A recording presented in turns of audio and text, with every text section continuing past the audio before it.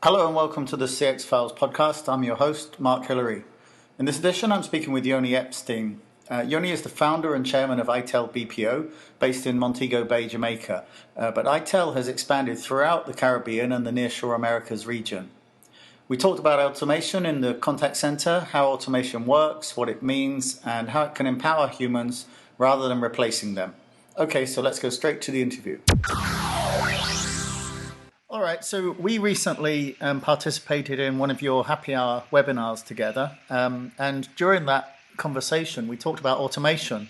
And I know normally when I hear people involved in BPO talking about automation, it's to do call deflection, so to use chatbots on calls. But I heard you actually talking about it as a strategy for increasing quality in the contact center. Could you explain how does that work? What are you doing to actually raise the quality of the calls? Certainly. And by the way, thank you again for being a part of our first happy hour chat. So we're looking at it from a perspective of quality assurance.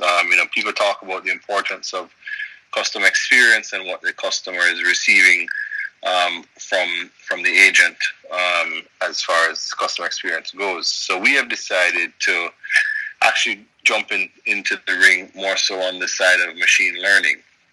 So we have developed bots that essentially can take the voice and turn it into text. And what it does from that perspective is it then starts to tick the box from a quality assurance perspective to determine, if all things were followed with regards to compliance. If you use the customer's name, if you developed rapport, the tone of the voice can also get picked up as well too, and all of that gets amalgamated into reports that'll show us what was the score on the call, what were the pain points, what could have been what more could have been done to provide better customer experience, or was it a great call? And what this does is that right now we have 25 for every 25 agents we have a quality assurance rep, and that quality assurance rep monitors phone calls. In today's world, they're only able to monitor about 2% of all the calls. And that's a very small sample to really determine how good your customer experience is. So by using the machine, we can now get a much greater sample, even up to 100%. Now with that, we will have an immense amount of data for us to, in fact, determine what the true customer experience that is being delivered to our customers will be. And then the agents that used to spend all their time monitoring can now turn into development coaches, where they can work more closely with the agents and the supervisors of those agents to determine and drive greater customer experience. So in our world, we're using it as a way of increasing efficiency and being able to provide greater customer experience. Okay, that's great. I think normally when we talk about these kind of technologies like machine learning, artificial intelligence, etc., it's a sort of digital versus human debate. But it seems that you're actually applying these technologies to augment and improve what the humans in the contact center can do. So are you really creating a team of super agents then? Yeah, we are, and I think that most companies are doing some version of this. The media love the hot topics, which is the robots versus the humans, and in the world of call centers, we have been hearing that argument for as far back as 20 or 5 years. As I had mentioned when we were having our chat, the first instance of that was the IVR, the interactive voice response, which is when you call an 800 number and it says press 1 for sales, press 2 for customer care, press 3 for finance, press 4 for marketing, or whatever the different prompts are.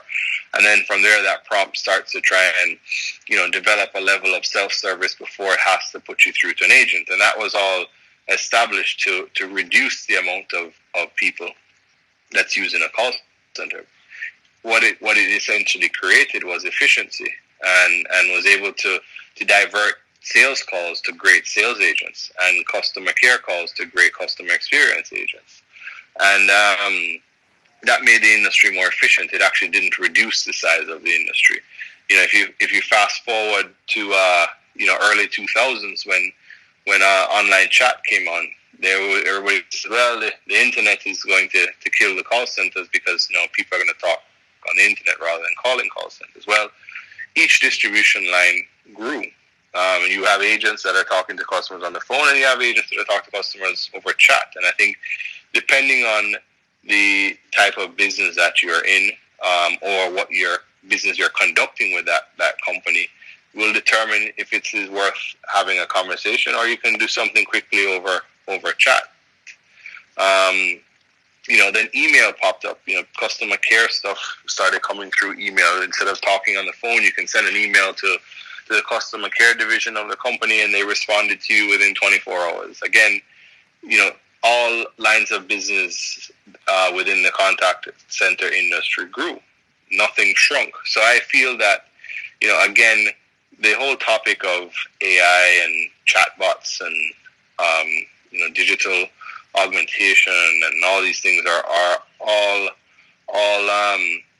a topical discussion that will get the front page of the newspapers and the online world. But if we have a saying in Jamaica, don't watch the noise in the market, watch the sale. To me, the sale is how are you going to use the technology to make your business more efficient and to give your agents that are on the phone or in chat or even on email more data at their fingertips to provide a greater customer experience for the end user. And that's what that's what it's all about. And that's why we've developed what we're dubbing as super agents. Mm-hmm.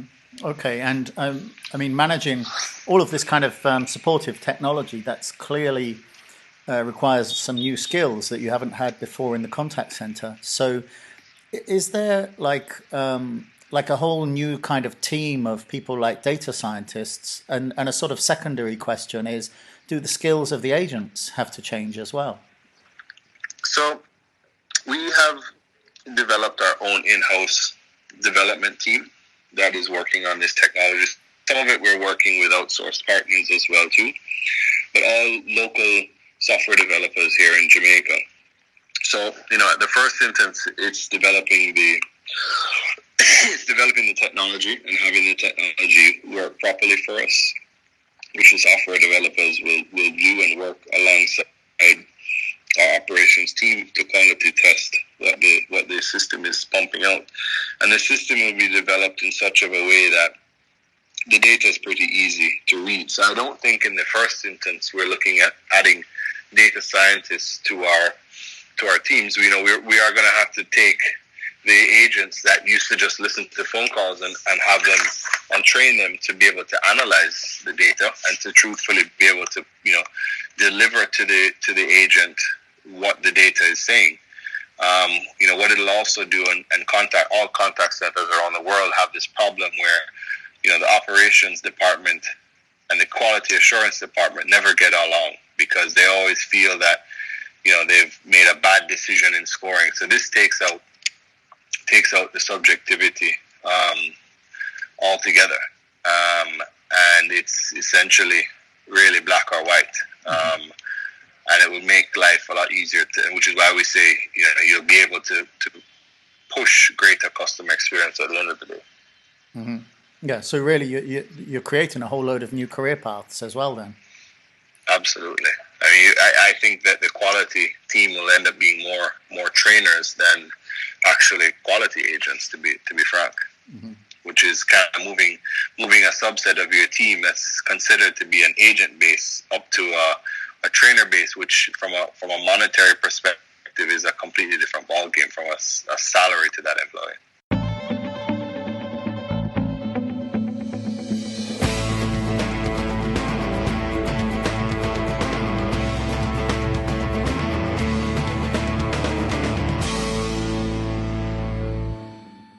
Thanks for listening to the CX Files podcast. Please tell your friends and contacts about the podcast by sharing it using the hashtag #CXFiles. And if you can leave a comment and rating on iTunes, that would be fantastic. Thank you in advance. I'm always open to ideas and suggestions, so if you want topics explored or covered on the podcast, you can find me using @MarkHillary on Twitter. That's Hillary with 2 L's. Or just search LinkedIn for Mark Hillary and CX Files. Thank you and see you next time.